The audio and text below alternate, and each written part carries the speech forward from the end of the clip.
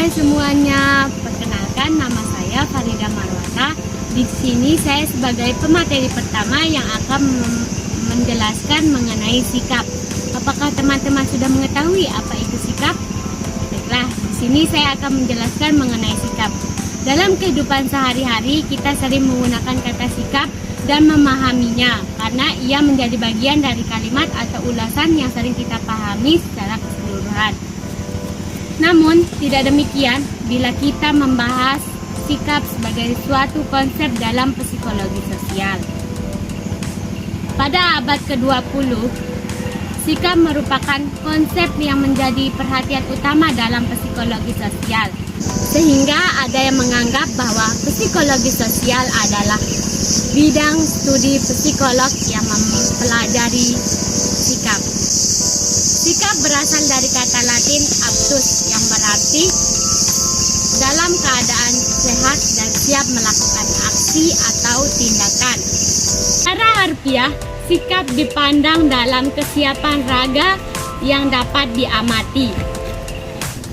Menurut Alpert, sikap merupakan kesiapan mental, yaitu suatu proses yang berasal dalam diri seseorang bersamaan dengan pengalaman individual masing-masing, mengarahkan dan menentukan respon terhadap objek dan situasi. Pada sekitaran tahun 1930 sampai 1970, sikap merupakan topik yang sangat penting dalam kehidupan manusia, menjadi pembahasan dan fokus penelitian dengan menggunakan metode atau teknik-teknik khusus untuk pengukuran sikap. Sekian dari saya yang akan dilanjutkan oleh pemateri kedua. Di sini saya akan membahas tentang perilaku. Perilaku merupakan seperangkat perbuatan atau tindakan seseorang dalam melakukan respon terhadap sesuatu dan kemudian dijadikan kebiasaan karena adanya nilai yang diyakini. Perilaku manusia pada hakikatnya adalah tindakan atau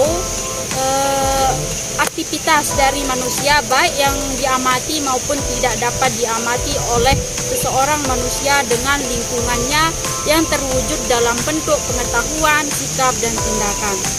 Menurut Notoet Mojo 2017, perilaku dari segi biologis adalah suatu kegiatan atau aktivitas organisme yang bersangkutan. Perilaku manusia dapat diartikan sebagai suatu aktivitas yang sangat kompleks sifatnya. Antara lain perilaku dalam berbicara, berpakaian, berjalan, persepsi, emosi, pakaian, dan motivasi. Belum dalam Adeptus 2019, seorang ahli psikologi pendidikan membagi perilaku ke dalam 3 kawasan, yaitu kawasan tersebut tidak mempunyai batasan yang jelas dan tegas. Pembagian kawasan ini dilakukan untuk kepentingan tujuan pendidikannya, itu membangun atau meningkatkan ketiga domain perilaku, yakni kognitif domain, efektif domain, dan psikomotor domain. Yang dimaksud kognitif domain di sini adalah yang berisi perilaku-perilaku yang menekankan aspek intelektual seperti pengetahuan, pengertian, dan keterampilan berpikir. Selanjutnya efektif domain. Yang dimaksud efektif domain di sini adalah yang berisi perilaku-perilaku yang menekankan aspek perasaan dan emosi seperti minat, sikap, apresiasi, dan penyampaian diri, penyesuaian diri.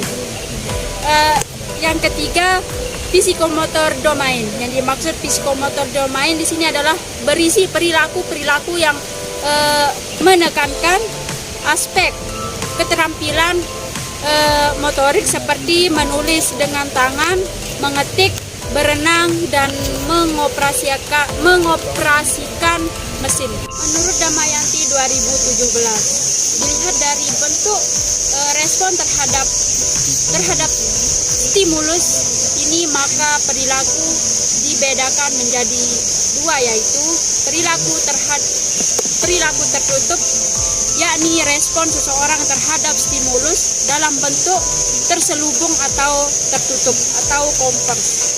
Yang kedua, perilaku terbuka, yakni respon seseorang terhadap stimulus dalam bentuk tindakan nyata atau terbuka. Ya. Saya Ahmad Gibran Halik, pemateri ketiga akan menjelaskan tentang pengukuran sikap dan pengukuran perilaku. Yang pertama, pengukuran sikap. Pengukuran sikap dapat dilakukan secara langsung dan tidak langsung. Secara langsung dapat ditanyakan bagaimana pendapat atau pertanyaan responden terhadap suatu objek. Pengukuran sikap dapat dinilai dari pernyataan sikap seseorang.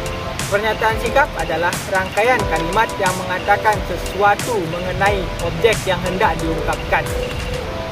Pernyataan sikap berisi hal-hal yang positif yang disebut juga dan pernyataan yang favorable. Sebaliknya juga pernyataan sikap mungkin pula berisi tentang hal-hal yang negatif atau disebut juga dengan pernyataan yang tidak favorable. Adapun salah satu metode pernyataan sikap dengan menggunakan skala Likert menurut Ari Kunto. Pada umumnya pengukuran sikap dapat dibagi menjadi 3. Pertama, wawancara, observasi, dan kuesioner. Wawancara langsung dapat dilakukan dengan memberikan beberapa daftar pertanyaan yang ditanyakan kepada responden. Observasi dilakukan dengan cara pengamatan langsung tingkah laku individu. Kuesioner sikap digunakan dengan mengukur nilai tertentu dalam objek sikap di setiap pernyataan. Di sini setiap responden mengisi langsung tingkat kesetujuan dan ketidaksetujuan terhadap pernyataan yang dibuat. Baik, yang kedua, pengukuran perilaku. Menurut Noto Atmojo dalam Dharmayanti, ada 2 cara dalam melakukan pengukuran perilaku, yaitu dan pengukuran perilaku secara langsung dan tidak langsung. Pengukuran perilaku secara langsung yaitu mewawancarai terhadap kegiatan yang dilakukan beberapa jam, hari, atau bulan yang lalu. Sedangkan pengukuran perilaku yang diukur secara tidak langsung yakni dengan mengobservasi tindakan atau kegiatan responden. Pun macam-macam pernyataan pengetahuan, yaitu pernyataan subjektif dan pernyataan objektif. Sekian dari saya dan akan dilanjutkan ke pemateri keempat. Halo semuanya, saya Suciana Rosidi. Di sini saya sebagai pemateri terakhir yang akan membahas mengenai ketertarikan interpersonal. Apakah teman-teman ada yang mengetahui apa itu ketertarikan interpersonal? Baiklah, langsung saja saya akan menjelaskan di sini apa yang dimaksud dengan ketertarikan interpersonal. Ketertarikan interpersonal adalah ketertarikan seseorang kepada orang lain dalam suatu proses interaksi yang berupa penilaian yang panjang yang diwujudkan dengan evaluasi negatif maupun positif dari rasa senang hingga rasa tidak senang. Yang dimaksud dengan rasa senang di sini adalah ketika kita melihat hal-hal positif yang ditunjukkan seseorang sehingga kita menyukai hal tersebut. Ketika kita tertarik dengan seseorang, maka kita akan cenderung mendekati atau berusaha untuk berbuat baik kepada mereka. Dan yang dimaksud dengan tidak suka di sini adalah ketika seseorang menunjukkan hal-hal negatif yang dapat membuat kita merasa tidak nyaman atau tidak suka dengan hal tersebut. Oleh karena itu, kita sebagai makhluk sosial harus menunjukkan hal-hal positif ketika berinteraksi dengan seseorang, sehingga membuat seseorang akan merasa suka atau nyaman saat berinteraksi dengan kita. Selanjutnya saya akan membahas mengenai teori-teori ketertarikan interpersonal. Yang pertama, teori kognitif. Teori kognitif menekankan suatu proses berpikir yang menentukan tingkah laku. Jika seseorang mampu memberikan keseimbangan terhadap apa yang kita cari, maka kita lebih mudah untuk menyukainya. Yang kedua, teori ungkapan. Jika kita berhubungan secara positif, maka orang akan memberikan suatu hadiah, dan jika kita berhubungan secara negatif, maka orang akan memberikan suatu rangsangan hukuman. Jadi kita akan lebih menarik atau kita akan lebih tertarik jika seseorang memberikan kita hadiah atau menghargai kita daripada seseorang yang memberikan kita hukuman atau mengkritik kita. Yang ketiga, teori interaksionis, di mana suatu keputusan selalu dikaitkan dengan kondisi sosial. Yang keempat, teori ketertarikan antar pribadi. Selanjutnya, faktor-faktor penyebab seseorang menyukai orang lain. Yang pertama, kedekatan.